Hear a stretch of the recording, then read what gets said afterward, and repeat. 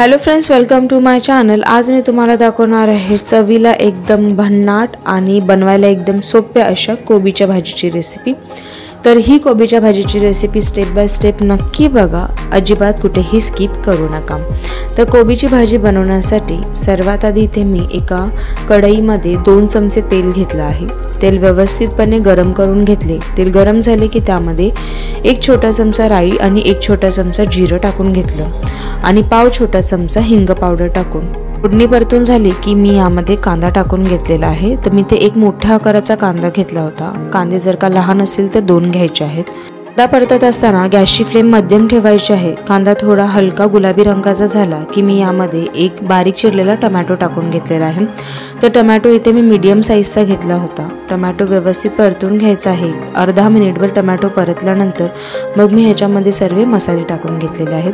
तर मसाल्यांमध्ये सर्वात आधी चवीनुसार मीठ टाकून घेतले, अर्धा छोटा चमचा हळद टाकून घेतली, 1 छोटा चमचा घरचा साठवणीचा मसाला टाकून घेतला, 1 चमचा भरून इथे मी काश्मीरी तिखा लाल मसाला टाकून घेतलेला आहे आणि 1 चमचा घाटी मसाला टाकून घेतलेला आहे। तर तुम्ही भाज्यांमध्ये जे कोणते मसाले वापरत असाल, म्हणजे घाटी मसाला किंवा मालवणी मसाला, जो कोणता तुमचा साठवणीचा मसाला आहे, अगदी तो टाकला तरीही हरकत नाही। आता हे मसाले व्यवस्थितपणे कांदा टोमॅटोमध्ये एकदा मी मिक्स करून घेतले आणि गॅसची फ्लेम स्लोच ठेवली। मसाले व्यवस्थित परतून झाल्यानंतर मी यामध्ये 1 छोटी वाटी भिजवलेली चण्याची डाळ टाकून घेतलेली आहे। तर चण्याची डाळीला मी रात्रभर भिजत ठेवले होते। त्यानंतर त्याला 2-3 पाण्याने स्वच्छ धुवून घेतलं, त्याच्यातलं सर्व पाणी निथळलं आणि मग मी ही डाळ वापरलेली आहे। तर चण्याची डाळ तुम्हाला तुमच्या भाजीनुसार कमी जास्त वापरली तरी हरकत नाही।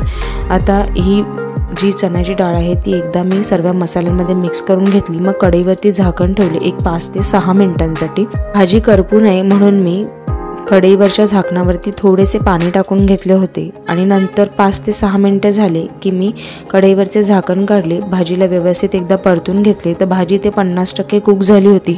मग मी ह्याच्यामध्ये उभी चिरलेली कोबी टाकून घेतलेली आहे। आता तुम्हाला कोबी किसून वापरायची असेल किंवा एकदम उभी चिरून किंवा बारीक चिरून वापरायची असेल, जशी तुम्हाला आवडते तशी चिरून इथे कोबीचा वापर करायचा आहे। इथे मी अर्धा किलो कोबी घेतलेली होती। आता कोबी व्यवस्थितपणे या मसाल्यामध्ये चांगले मिक्स करून घेतली। गॅसची फ्लेम मी स्लोच ठेवली होती, तशी कोबीची भाजी ही लगेच तयार होते। तर आता मी काय केलं, कढईवरती झाकण ठेवलं आणि झाकण ठेवल्यानंतर या कोबीला मी इथे 7 ते 8 मिनिटं वाफेवरती शिजवून घेतलं। 7 ते 8 मिनिटानंतर मी कढईवरचे झाकण काढले आणि एकदा भाजीला चांगलं परतवून घेतलं। आता भाजी पहिल्यापेक्षा थोडीशी कमी झाली होती। तर व्यवस्थितपणे एकदा भाजीला परतवून पुन्हा मी कढईवरती झाकण ठेवले 7 ते 8 मिनिटांसाठी। 7 ते 8 मिनिटानंतर पुन्हा कढईवरचे झाकण काढले आणि भाजीला व्यवस्थितपणे एकदा परतवून घेतलेलं आहे। तर वाफेवरची ही कोबीची भाजी इथे व्यवस्थितपणे रेडी झालेली आहे। आता यावरती मी थोडीशी कोथिंबीर टाकून घेतलेली आहे।